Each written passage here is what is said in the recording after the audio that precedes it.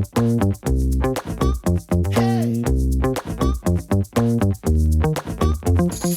and gentlemen, welcome to another episode of Golf and Politics. Today, we're going to continue to analyze the 2024 election, but really, we're going to title this episode, Where Do Democrats Go From Here? And today we've got Rob.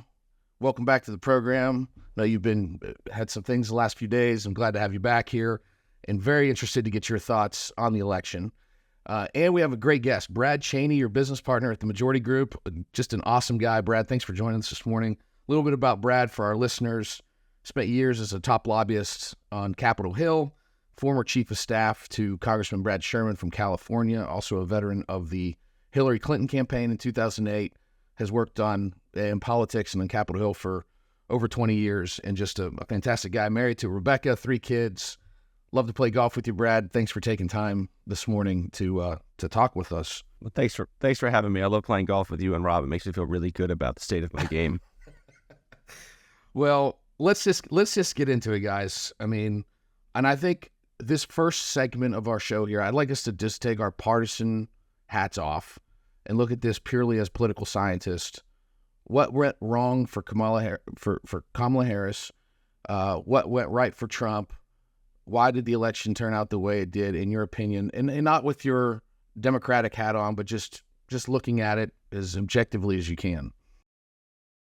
I'll let Brad go first since he has more experience with losing campaigns. Wow.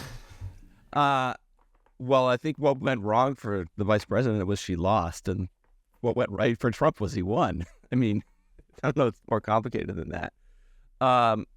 Listen, I think at the end of the day, it's not more complicated than the fact that when you're running as basically the incumbent, it's really hard to win when the president has a 38% approval rating. Like, that's just a challenge. Rob knows a little bit about that, given running the mini campaign in 2010. I mean, it's when people are unhappy with the direction that the country's going, when they feel like they were better off 5 years ago than they are today, they're going to vote for the challenger. And Trump was the challenger. So I think that's top line. That really is what this election came down to. I think the 5-year marker is actually very interesting, largely because, when Ronald Reagan asked, are you better off today than you were 4 years ago? He met at the beginning of Jimmy Carter's term.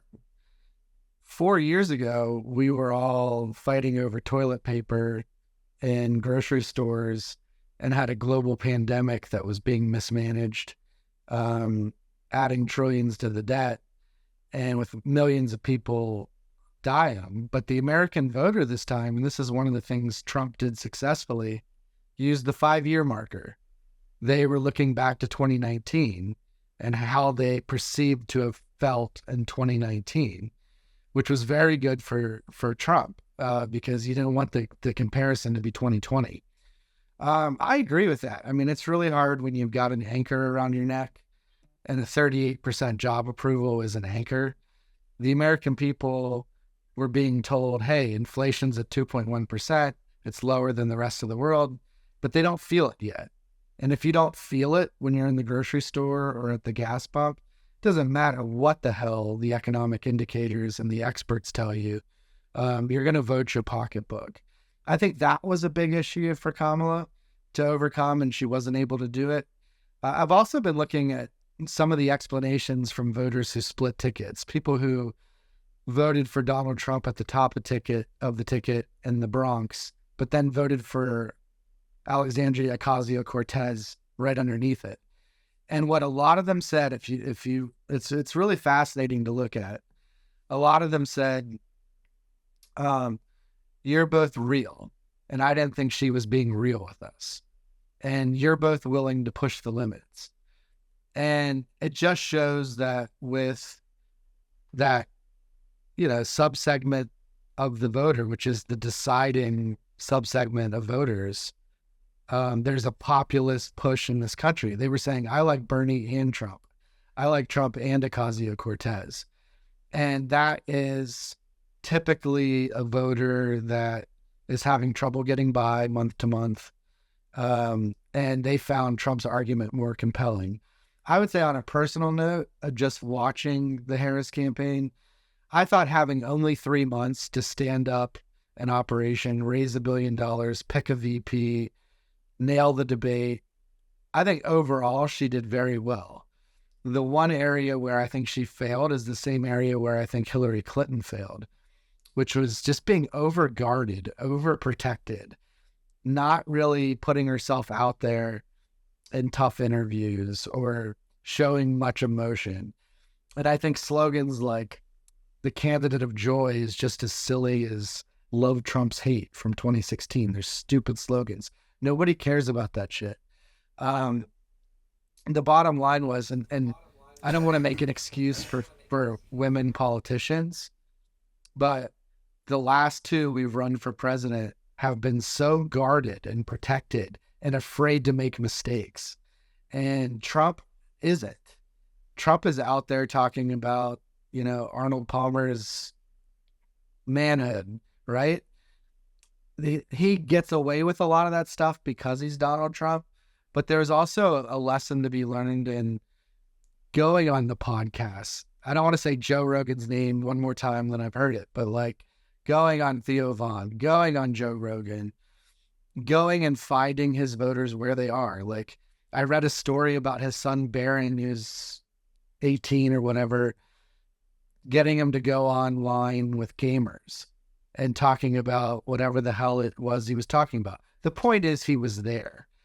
And what most older Democrats don't understand, I love Nora O'Donnell, fellow Georgetown grad, proud of her for being head of CBS Evening News. Nobody watches the CBS Evening News anymore. More people watch influencers on TikTok and, listen to podcasts on the way to work. So those are just some mistakes I think she made.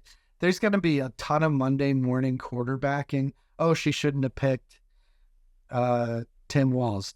She should have picked Shapiro. Screw that. Maybe we win Pennsylvania. We lost all the other states. I think that's all nonsense and Monday morning quarterbacking. The bottom line is the people who decided this election did not feel comfortable with her. Whether 3 months was long enough or not, whether we had a full primary or not, none of that means anything. The bottom line did not feel comfortable with her. And they voted for a lot of Democrats down ballot. She ended up being the issue and Biden being an anchor around her neck.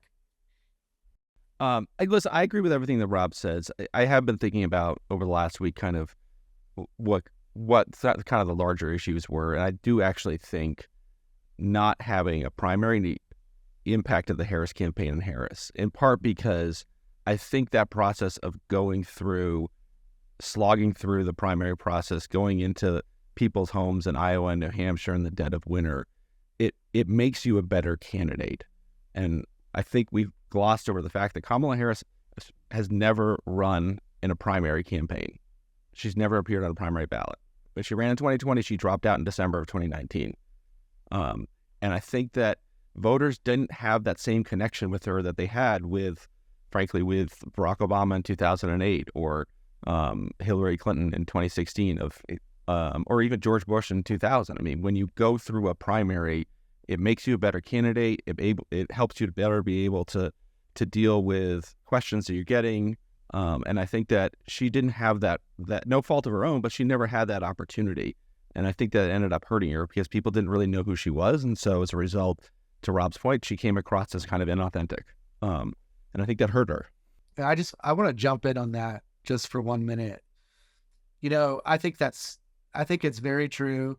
I mean, look, if you go back to late June and the debate debacle, we were done at that point.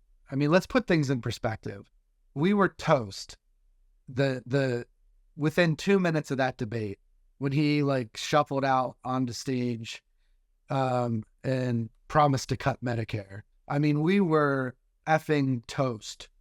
So the fact that 3 weeks later he gets out, she gets in, and basically brings the thing to dead even, I don't want to shit all over Kamala Harris because I think she did run a pretty good campaign, and she did great in the debate.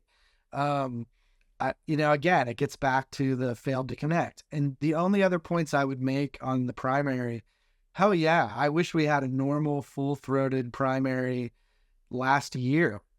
The president decided to stay on the ticket. And there are all these conspiracy theories about how Democrats hid this and, kept him on the ballot and then had him leave at exactly the right time to replace him with Kamala. We are by no means that competent or capable. Under no stretch of the imagination could we have pulled that off and kept it a secret if we tried. We're incapable of it. The bottom line is that Joe Biden wanted to run for president. He was staying on the ballot. There was nothing any of us could do to get him off the ballot. So we had to stick up for our guy because we were going to vote for him over Trump anyway. And it finally got to the point to where the window was open. It was obvious to everybody that he couldn't win.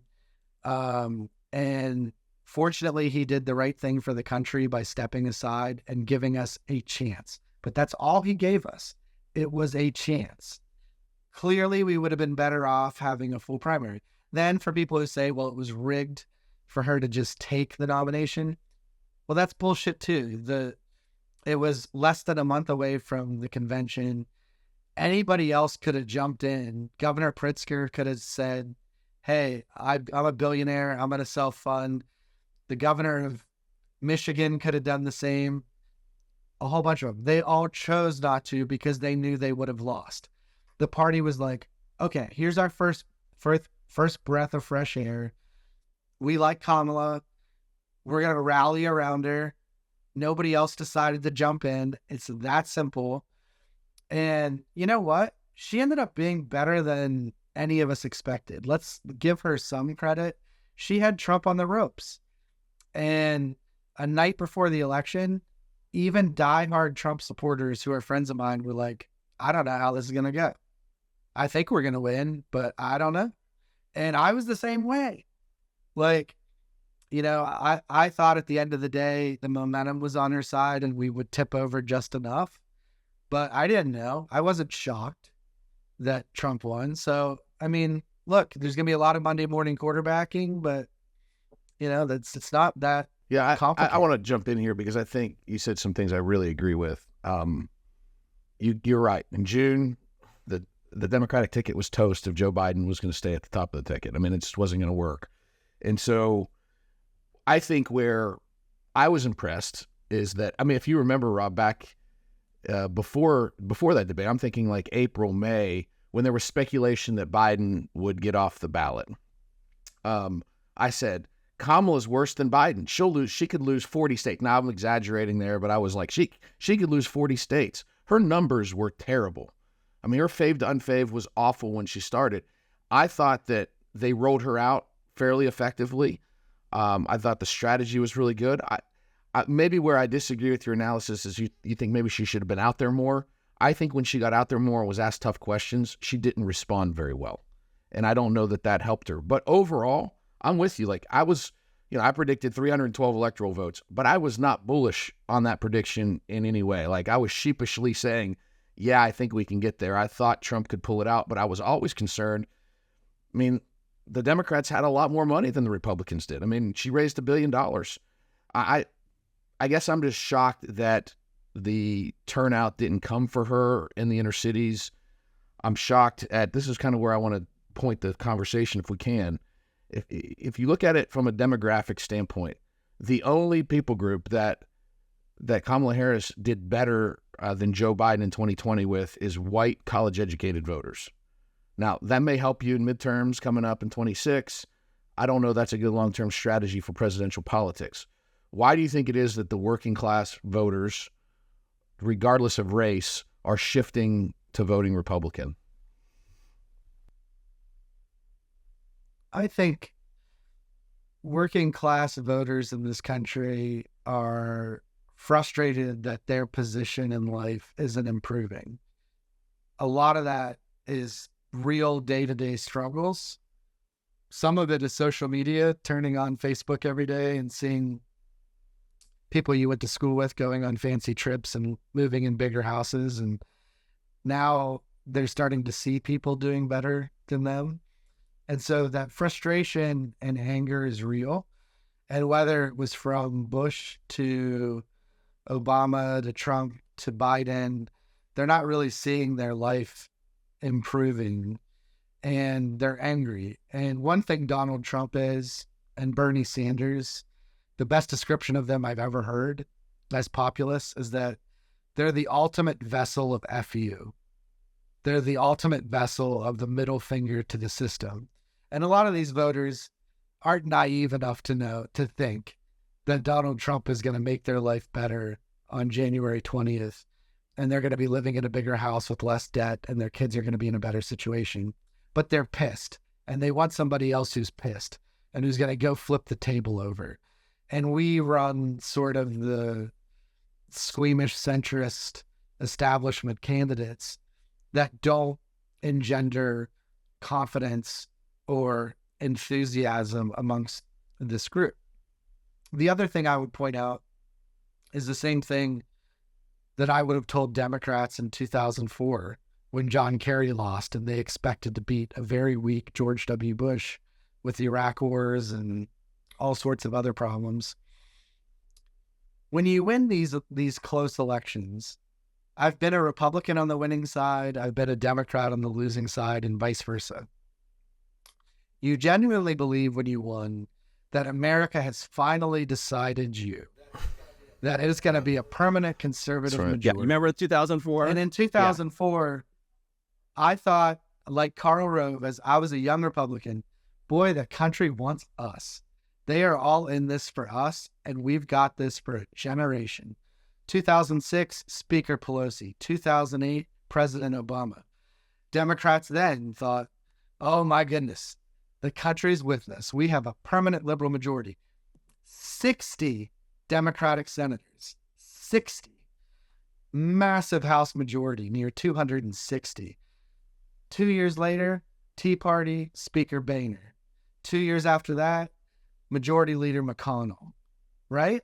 So the thing that I would tell Democrats right now is now's not the time to say to quit, to be quiet, to put our heads in the sand, because these things come and go every 4 years. I'm not going to extrapolate trends beyond that, because the most important thing right now for Democrats is, look, if there are areas that Donald Trump is pushing where we can agree, be seen as agreeing. Don't just be the no party. If there's a reasonable border security bill or a reasonable bill to address housing, our housing shortage, we need 3 million or 5 million more units, and we can work together, do it. But if he's going to go down the Matt Gaetz for AG line, if he's going to go down the let's round up 10 million people and in an inhumane way throw them out of the country, in many cases kids that have never even been to the country they're being deported to, then we got to fight like hell. And that should be expected of us as the opposition party, which is what we are. But to say that we're going to be here forever, look, it'll be fixed this simply. Personnel means policy, right? So we have a real primary in 3 years. We need someone new to step up. Look, the Clinton era served its purpose. I love Bill Clinton. The Obama era served its purpose. I love Barack. The Biden era served its purpose. I love Joe. But it's time for someone new to step up. And maybe it's Pritzker, maybe it's Whitmer, maybe it's Shapiro, maybe it's somebody we haven't even heard of yet. But that person is going to come up and they're going to have a new message. You know, we're not going to change our views on a woman's right to choose or gay marriage or gun safety, but we're going to have a new message and we're going to have a new messenger. And we know who we're going to be running against. So I don't get my head in the sand. I'm focused on what do we do tomorrow? What do we do to fight some of these absurd appointments to the cabinet? What do we do to focus on 2026? Well, hold your thoughts on the appointments. We're gonna get to the appointments. I want to hear from Brad. Brad, like what can Democrats realistically do in Congress? Rob started to touch on that, and then also let's get into the discussion of what kind of candidates do you think the Democratic Party should be recruiting for the midterm elections and in 4 years in the next presidential race? Well, I think the most important thing for Democrats, whether we're talking about 26 or 28, is that you have to offer an alternative, not just opposition. And it's really easy for campaigns to basically run against somebody, but you actually have to give voters a reason to vote for you. And I think that, we're among the probably top 1% of the most educated voters in the country. I struggle to remember what exactly it is that the Harris campaign wanted to do if she got elected president. And Very that good says point. something. Whereas I may not agree with it, but it's pretty clear what the Trump administration was going to be. And I think that is critical for successful campaigns, is you have to offer an alternative to voters. You just can't offer opposition.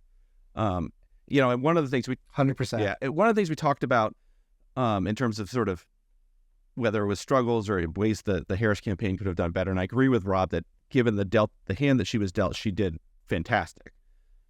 I think we also have to give some credit to the Trump campaign for a couple different reasons. One is compared to 2016 and 2020, that campaign was run by professionals who had deep experience in Republican politics for 20 years, people that I don't know them personally, I'm sure you do, Matt, but very experienced people. And they ran a very disciplined campaign in spite of their candidate. They stayed focused on economic issues and immigration. And when Trump would say crazy things at the rallies, they basically just would brush it off and focus back on, this is all the problems with the Biden-Harris administration. It's all their fault, and we're going to fix it. And they were very, very disciplined, and I give them credit for that in a way that I don't think they did in 2016 or 2020. I think the campaign would go down those rabbit holes with the president, and to their detriment. I also think that after 8 years of Democrats saying that Donald Trump is an existential threat to democracy, that message didn't hold weight anymore with voters. They already, he's been around for 8 years and our democracy is still standing. Barely, some might say, but it's still here. And so I think that goes back to, you just can't offer opposition. You have to offer an alternative. And I don't think the Harris campaign and the Biden campaign did a great job about that. And I think also voters just sort of became numb to the shock value of what Trump would say. They just sort of would brush it off. It just didn't.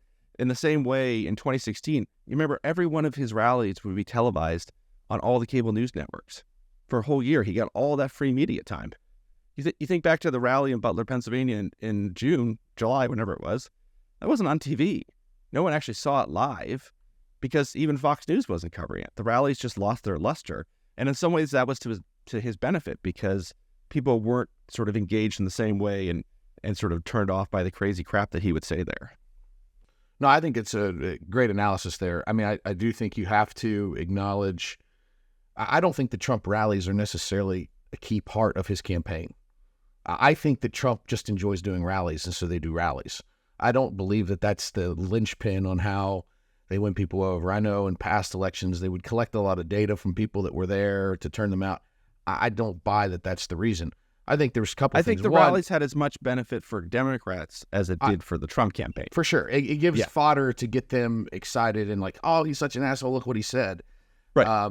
Where I think the Trump campaign did an incredible job is, number one, they really focused on early and absentee voters this time. I mean, you got to think back to 2020. You had Trump telling people not to trust mail-in ballots, which people don't understand the difference between a mail-in ballot, absentee ballot. If you're explaining you're losing in politics, and bottom line is we lost 2 Senate seats in Georgia and the presidency, for one of the main reasons was Trump was encouraging people to only vote on Election Day. And that's bad. That's a bad political game theory to go through. Like, you got to get people to vote and make sure they vote whichever way they can. Because you always know people that they get caught up on Election Day and forget to go vote or whatever. So they banked a lot of votes, did much better on early voting. And I thought their advertising was good. I mean, we talked about this when Rob and I recorded the transgender episode. I mean, that ad is something that, people are going to be talking about that ad for 20, 30 years from now as it being a key ad that definitely influenced some people.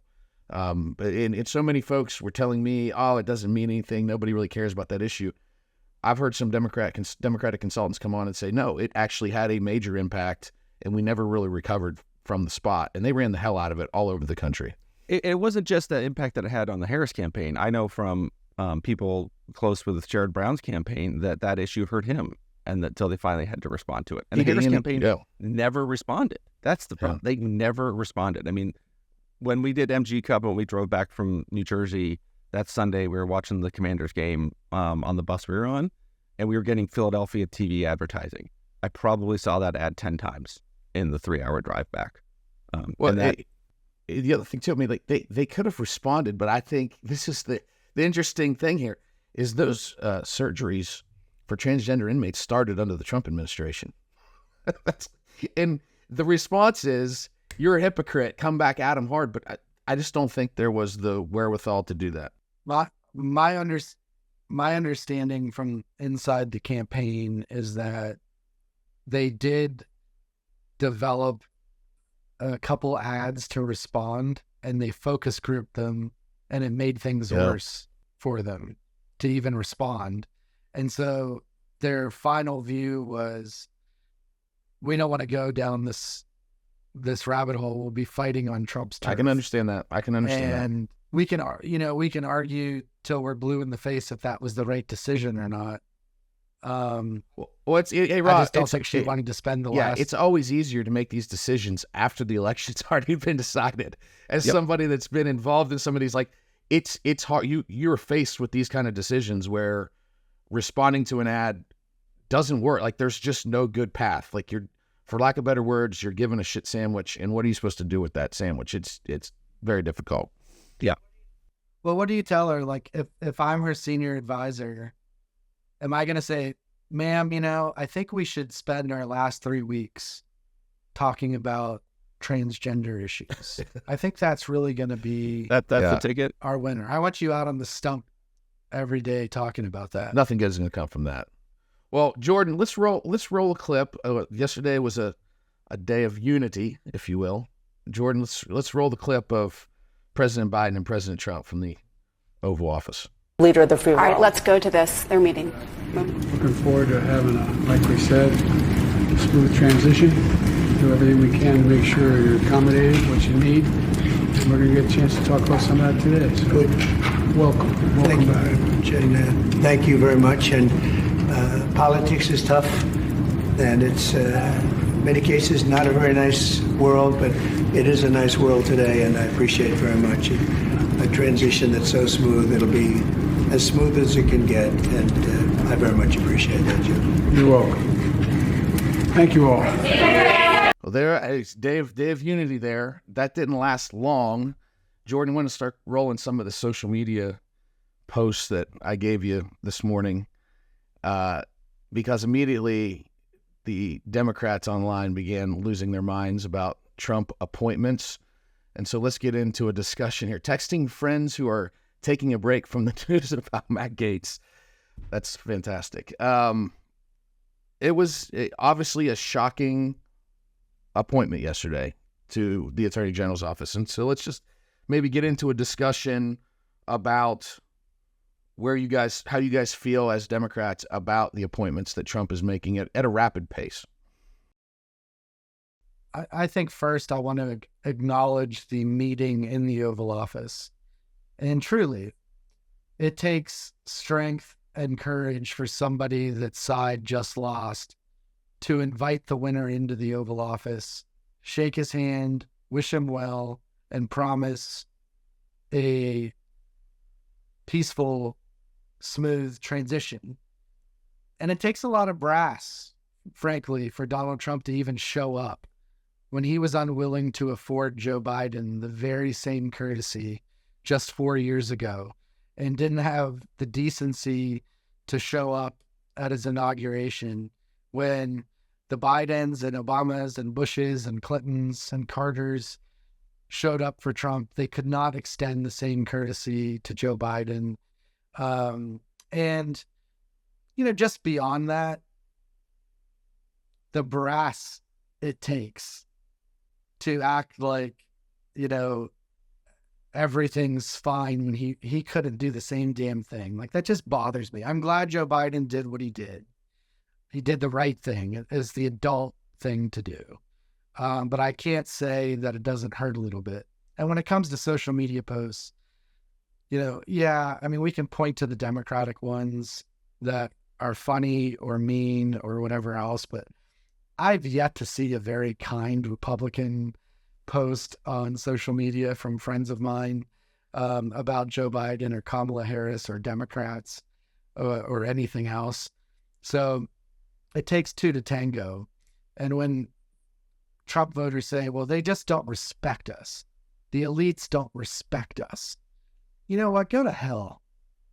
Because I've yet to see any respect shown the other way. And respect isn't given. Respect is earned.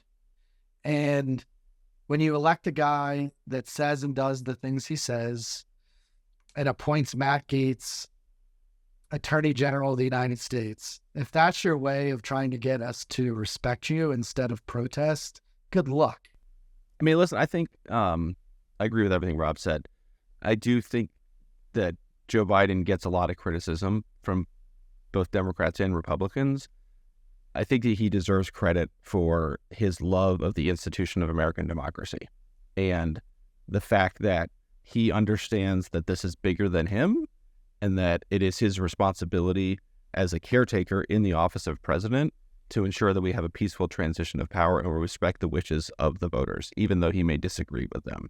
And, I got a lot of respect for that man for sitting through that 2-hour meeting. I don't think a lot of people could do it. And Rob's right. I mean, it was incredibly painful for Hillary Clinton to show up in 2017 and watch Donald Trump get sworn in. But she did it because she knew that was her responsibility as an American.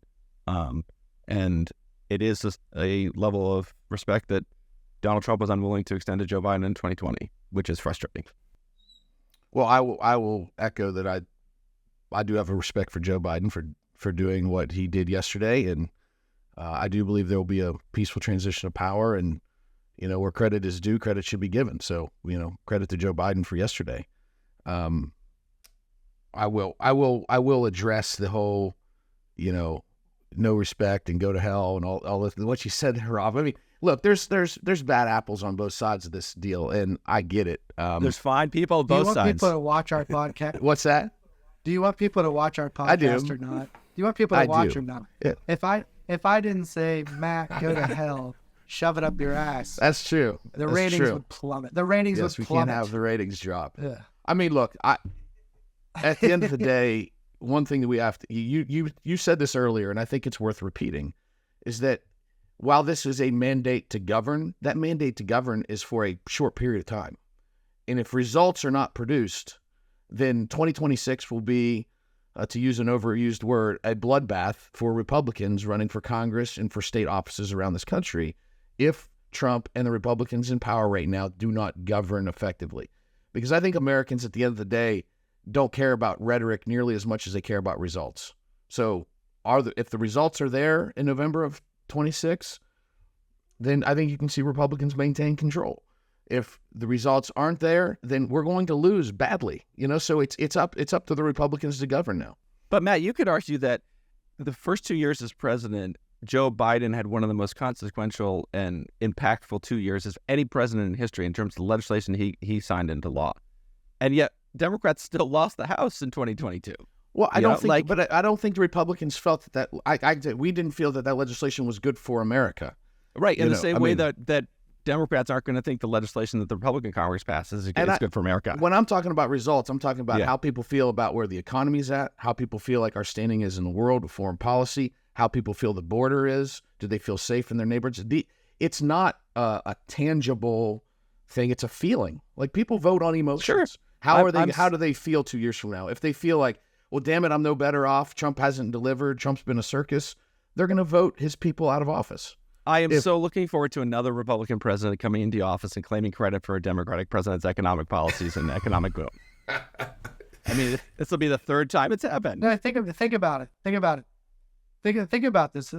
We get thrown out of office when we haven't cleaned up their mess fast enough. I mean, if you look, Bill Clinton comes into office in 93. after a Republican recession.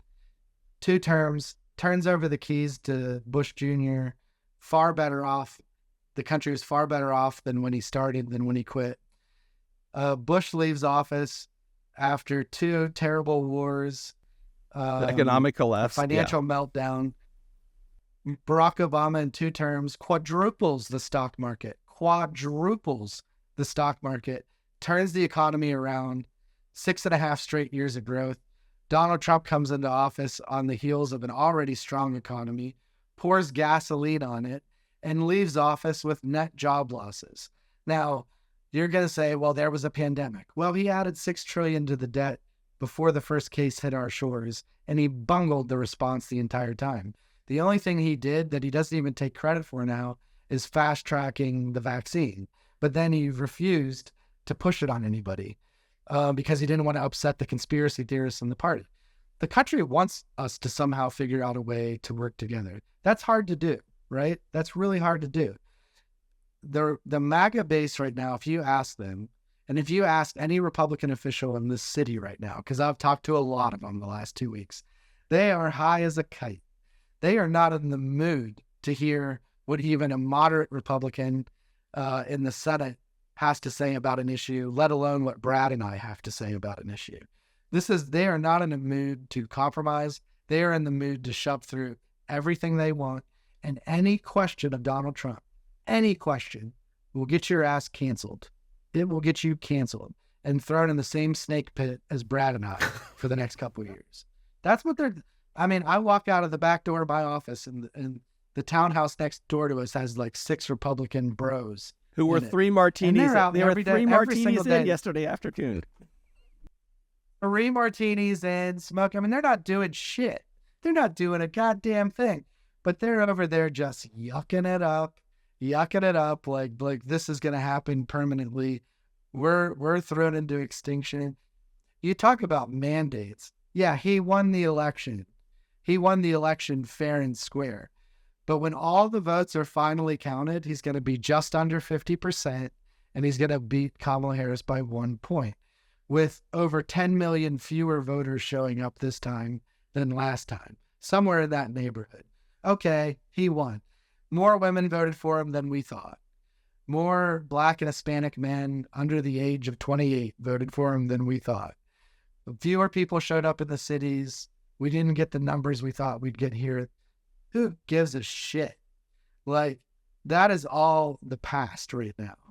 And if either side, if you guys rest on your laurels or we dwell on it, we'll pay for it. It's about calling it what it is, a loss, and moving on.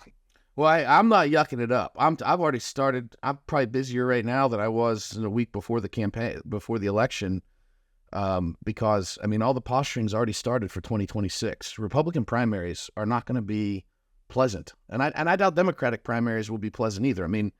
That's what's interesting about all of this, is that at the end of the day, we come back to 90% of our government is elected in primaries, not in general elections, and so. Oh, you're not yucking it up. You've got a mini Arnold Palmer under your desk. Just banging against a mini Arnold Palmer. That's the credit you're going to give me. Thanks, appreciate that. You got a mini Arnold Palmer under your desk right now. Let's in all seriousness, I want to move on. And I'm actually very interested in this myself, and I think our listeners would, because I think people don't even understand what lobbying is. I think the average voter doesn't understand it. Sometimes lobbyist is a bad word for people. You guys do it as good as anybody in the business. How does this affect your agenda going forward for your clients? Are you going to be playing a lot of defense in this Congress? How does this work? What's your thought process heading into a new Congress and with a completely new makeup and new leadership? Well, I think Brad will have some interesting takes on this. I'll give you mine first. First of all, the impression of lobbyists moving members of Congress on huge issues is a misnomer. A lot of our work is done at the margins. I'm not going to go meet with a senator from Oklahoma and change his mind on abortion. I'm not going to meet with a senator from Oklahoma and get him to support, a gun control initiative. Maybe, I don't know. But what you're looking at is, there's a $5 trillion tax cliff coming at the end of this year. Most of the Trump 2017 tax cuts come up or expire. So within that pot of tax provisions, you're going to have people who are for various provisions and against them. And they're not going to be able, even with controlling all three branches, to extend everything. So there's going to be some jockeying and picking and choosing. And so we might be on Trump's side on various proposals. Even if we don't support the final package, we might be supportive of various provisions in there that might affect housing or might affect tech or might affect other issues, telecom, etc. So what I said earlier, where we can work together, we will work together. Where we're in opposition, we're going to try to rally the troops against something that we don't want to see pass. So it's not all defense. It's not like, we all have fun making fun of each other, but there are some issues where we can find common ground and where we can work on together. And there are going to be issues where Republicans might need to pick up a couple House Democrats or a couple Senate Democrats. If you look at the Democratic or the Republican majority in the Senate, 53-47 likely, they've got at least three Republicans, Susan Collins, Lisa Murkowski, maybe Mitch McConnell. Fourth Republican that I think, Tom Tillis from North Carolina, up for re-election. There's four Republicans that I used to love this saying Bob Dole would talk about. He said that being Senate Majority Leader, you don't have any carrots or sticks like in the House. In the Senate, it's like pushing a wheelbarrow with 100 frogs in it, and you got to keep 60 in there at any given time, or you got to keep 51 if you're in budget reconciliation. And so if we're in agreement on an issue and we can help them keep 51 frogs in the wheelbarrow, then hell yeah, we'll do it. And we'll be very valuable to do that.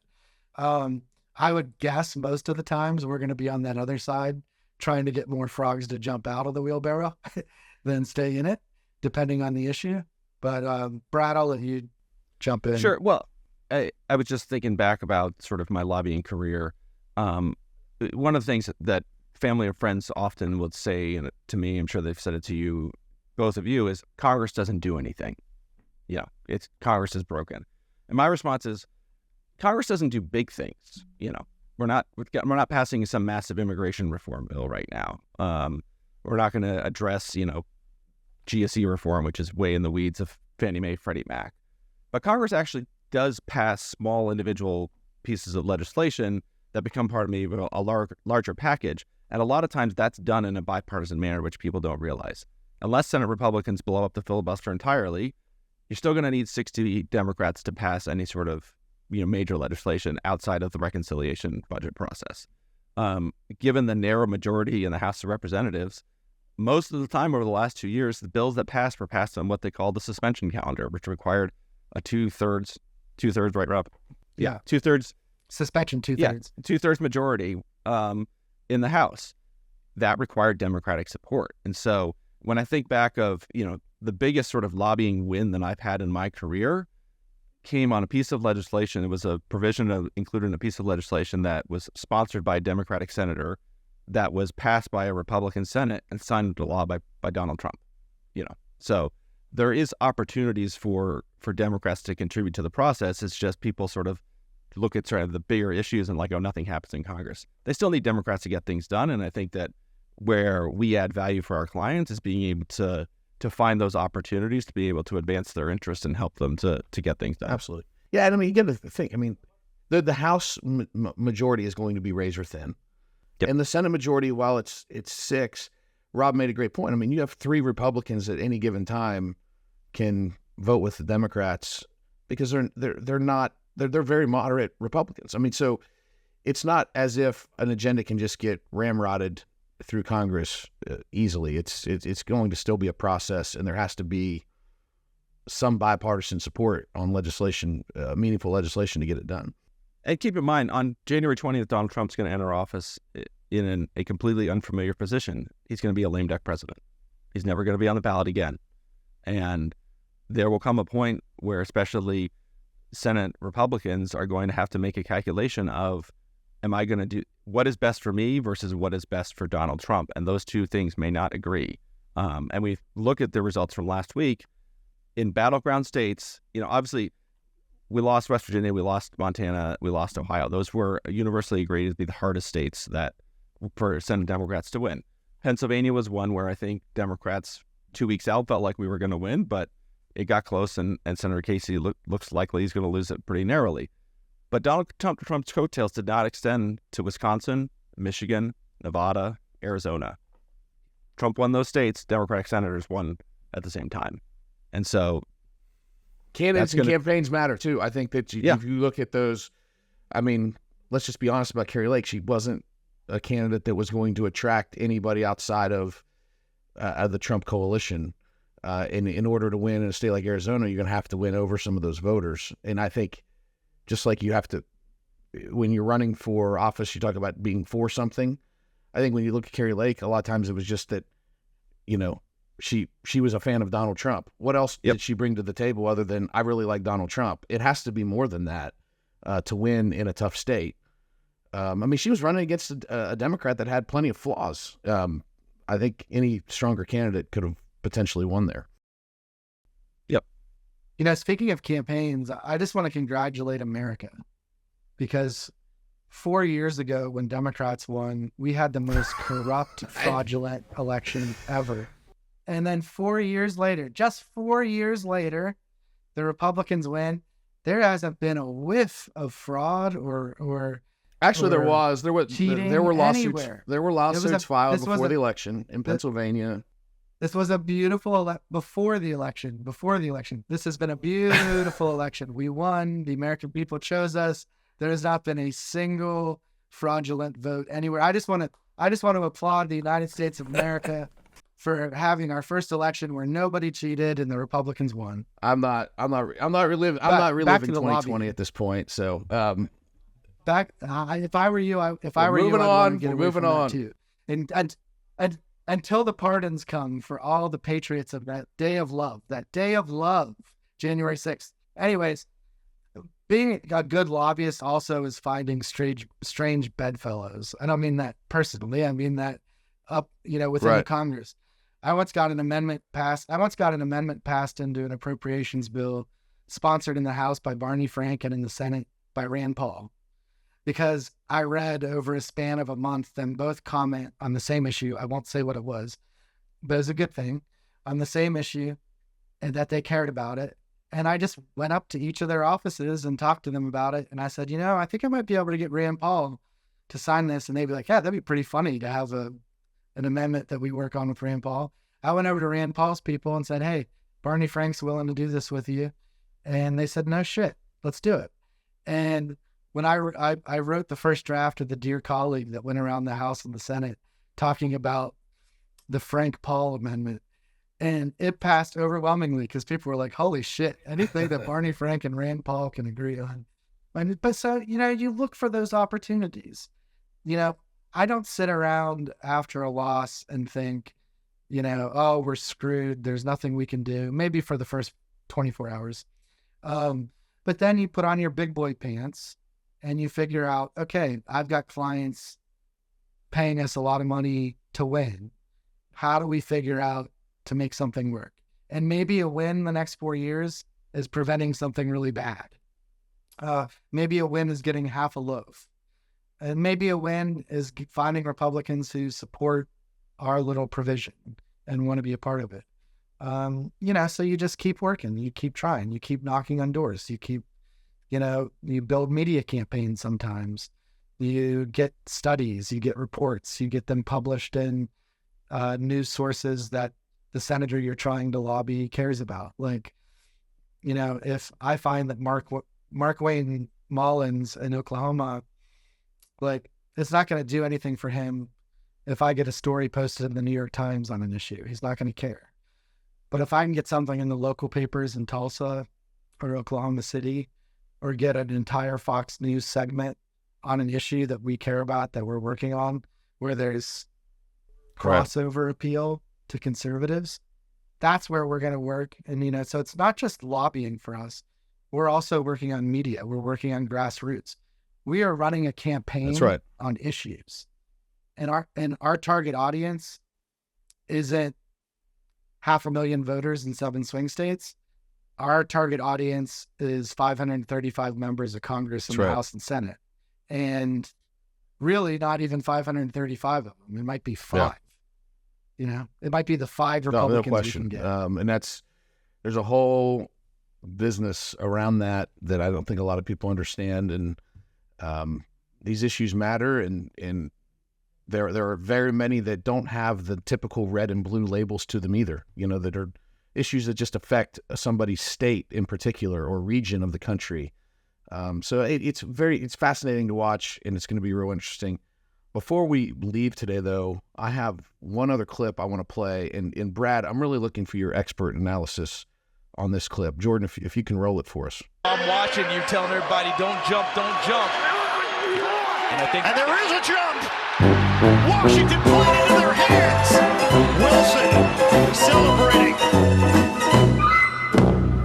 Well, Rob, Rob, I know that was great for us. Brad, any analysis you want to offer for our listeners? And for those that are listening on Apple or Spotify, this was a clip of the Washington Commanders jumping off sides to give the Pittsburgh Steelers the victory on Sunday. I think that was a character-building experience for that rookie defensive lineman. Just shows that experience really makes a difference, and you got to know that an experienced quarterback like Russell Wilson is going to try and draw you off sides on a 4th and 1 in that situation. So, I see you're wearing some Commanders color MG Cup swag from 2 or 3 years ago. Coincidental, but yes. I was torn. You're going to appreciate this, Brad. I was torn as the Steelers were winning. There was a little part of me, just a little part of me, that wanted us to lose, only because I didn't want Matt to have such a great week. He was already having such a great week that I was willing to have one of the worst of my life, just to inflict some pain, just to get a flesh wound. Mountaineers won on Saturday. I think the Steelers win on Sunday. It was just fantastic. I think the Steelers are going to go 18-2, win our 7th Lombardi. We may not give up another point the rest of the season. That's all bullshit. I think we've got a pretty good team. I think people are starting to recognize that. I thought the Commanders played fantastic. I think they've got a good young quarterback. I think they've got a new management team. Getting rid of Daniel Snyder is great. For 20 years here, I have told Redskins and football team and Commanders fans, whatever they choose to be called, I will respect. I'll respect your pronouns. They, them. That it has made me more of a Steelers fan living here. When I listen to my friends in Pittsburgh bitch about the Rooneys and Mike Tomlin and how we should fire them, I think come live in Washington, D.C. for 20 years and live under the role of Daniel Snyder, and you will respect Dan Rooney and Mike Tomlin more than anybody on earth because of the stability and everything else. I think that we're getting back on track as a championship caliber team. I don't think we've peaked yet this season. I think we still need to improve a little bit on our run defense. We got to get healthy on the offensive line. But when I look over at the Commanders, I see a team on the rise, and they absolutely look good. And I'm happy for the Washington fans, mostly that we still won, but that the Steelers still won, but that the Commanders finally can, look like a team that. How much do you think Cowboy fans wish that Dan Quinn was still in Dallas and potentially the head coach there, or at least the defensive coordinator still? He's a heck of a coach. I agree with everything Rob said. I think the Commanders are a team to watch out for. Well, Rob, I did come back to the townhouse after the end of that game, and I may or may not have left some presents for you in the Steelers helmets in your office. So, that'll be something. Oh, great. Usually the present left for me in my office is you and Dan drinking my scotch and Irish whiskey. Only with clients. But That's why it's Listen, regardless of That's why it's there. whatever football team we cheer for, I think that we all can agree that the stadium formerly known as FedEx Field is an abomination and needs to be blown up. So, Oh, it's terrible. I mean, like, I had so many friends that were like, "You're gonna go to the Steelers game? It's in Washington." And I'm like, you could provide a free limousine, a luxury box, and bring in food from the outside. You could bring me Permane Brothers sandwiches, and I hate going out there so much. It's a hellhole. The food sucks. The lines are terrible. Parking's a nightmare. Even taking the metro, you take the metro there, you've got like a mile walk each way, which I would never do. It just sucks. I think that I hope we get a stadium that the city deserves and that the football base deserves. And I'd love to see it be where RFK is, so it's convenient and easy to get to. Because it's a great sports city and it'd be cool to have. All right, well, ladies and gentlemen, thank you for listening today. Rob, Brad, thank you for your insight. I think it was very helpful to our audience and insightful. And we just thank everybody for listening. Please continue to go onto YouTube, subscribe, download our episodes anywhere you get your podcast, Spotify, Apple. You can also follow us on social media at Golf and Politics on Instagram and Facebook, golf.politics on TikTok. Geez, why do I TikTok? I never go on TikTok myself, and so I need to figure that out. That's just terrible that I can never remember that. And then Golf Politics Pod on X. But again, thanks for everybody. Rob and Brad, thanks again.